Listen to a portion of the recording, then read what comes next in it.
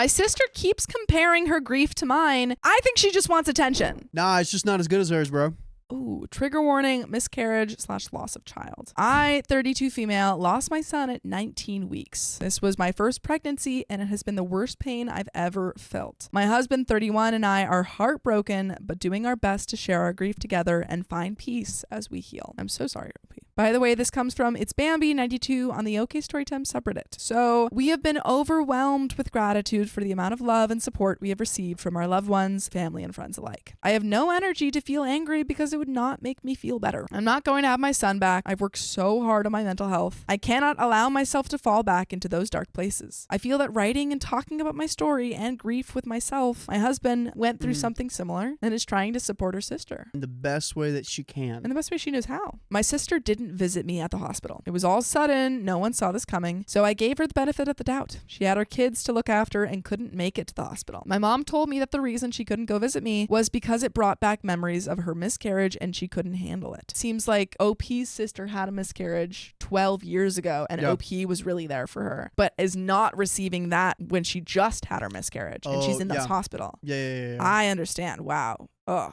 Yeah, Joseph Mendola Brickweasel also said, no, sister lost hers first long before OP did. Yes, I understand now. She had her kids to look after and couldn't make it to the hospital. My mom told me that the reason she couldn't go visit me was because it brought back memories of her miscarriage and she couldn't handle it. I will admit that it hurt me a little bit because I would not hesitate to be there for her if she needed me. My mom then said, I told your sister that she has a lot of work to do to confront her fears. The last thing that I want is to make my sister feel like I've forgotten about her baby and her story. It will never be forgotten. I still think about her baby because my sister keeps her memory alive. It's been 12 years and we still remember. I was going through postpartum and my started to lactate. I felt the pressure, tenderness, and soreness on top of the pain of the reality that my baby is gone. Ugh. When I told my sister, she asked, have you started pumping? I responded, no. And she said, oh, when I lost my baby, I started pumping and I gave my milk to my mom's friend for her newborn. I then said, there isn't a newborn for me to give the milk to. My sister pointed at her 6 to 7 month old baby. I then said, I'm sorry, sis. I can't. I don't want to because this milk was for my son. And without warning, I started crying. My sister hugged me and started talking to make me feel better, but some of the things she said left me feeling weird. She said things like, I know it happened to me too, but you have your husband and I didn't. My ex didn't support me. Imagine how I felt. I know I shouldn't have stayed with him after the way he treated me, but I guess I'm dumb for that. At least you have your husband. I was alone. No one was there for me and you have so many people who love you. Imagine how I felt when I lost my baby. I don't want you to experience this because it's a terrible feeling. Imagine how I felt knowing that you're now going through this. Girl. Oh, dude.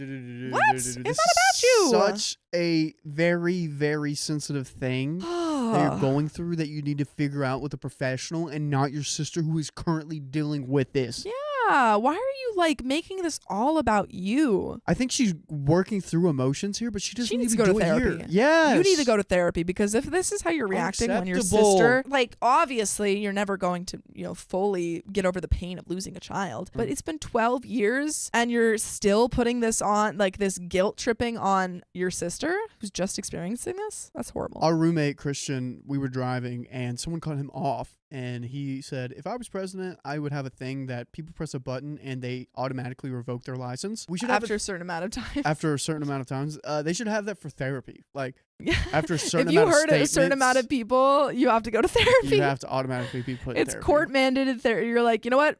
You hurt me. You said XYZ. You're going to have to figure that out. Yeah, therapy. I had no energy or any idea how to respond. She said so much and it was overwhelming. All I thought about was, I lost my son and I miss him and this hurts. I haven't been able to tell my sister about how it makes me feel because you have to be very careful when you address things to her. She can be really sensitive and take it the wrong way. When my mother-in-law came over to help clean, my sister came over with her kids and she started talking about her miscarriage story with my mother-in-law. Then it was about her failed marriage. I stayed quiet but could overhear my mother-in-law tell my sister that she shouldn't talk badly about her kid's father in front of her kids and that she needs to be positive. Things I have told her many times. My parents have told her friends have told her. The thing is, I hate to think this way, but my sister likes the attention she's been receiving from others since the separation from her ex-husband. And now that I'm experiencing such a great loss, my sister keeps bringing up her miscarriage as if it happened today. My sister told me that she's here to support me because she knows what it's like, but I don't feel like I can reach out to her. I'm scared she's going to just talk about her miscarriage and her problems and leave no room for me to breathe or feel like I have a safe space to talk about my son. By the way, you can join us live on YouTube and Facebook and TikTok every weekday at 3 p.m. PST.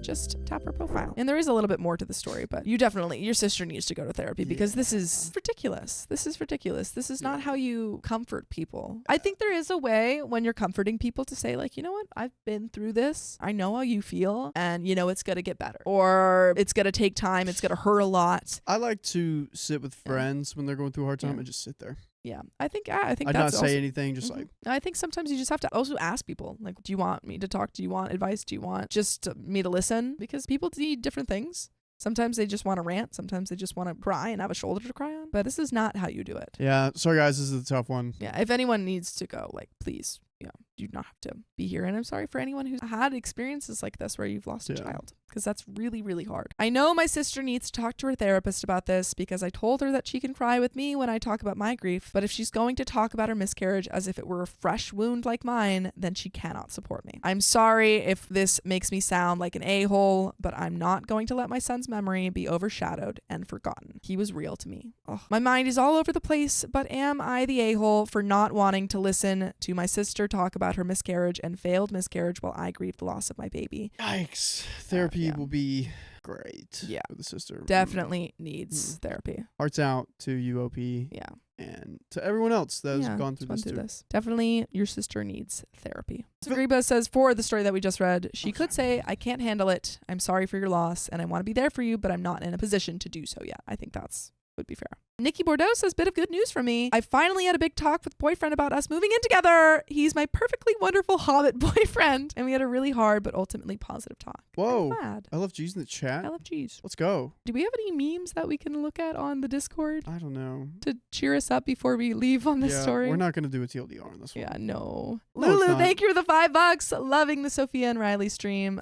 Again, sorry for picking on Riley. You do amazing. Aw, stop. Oh, yeah. They found the guy. That's so sweet. Yeah. Oh, and Hannah, thank you for the $15. I don't know if we saw that one. Oh, yeah. In the chat. Well, they found the guy. Yeah. The CEO guy. Everyone's in the comments saying, like, oh, he's hot. Let's see. We'll see some comments. There Imagine was, like, being picture, the McDonald's worker that snitched on him. Oh, like, yeah. Like, bro, just put the fries I saw in the that bag. one. I got the same thing. This ain't no shoddy. I follow mugshot shotties. So, What like, it's just like girls. Like, why? I was single and now you're not. I still follow them. Anyways, I support. But we found him. We, the jury, find daddy. I mean, the defendant not guilty.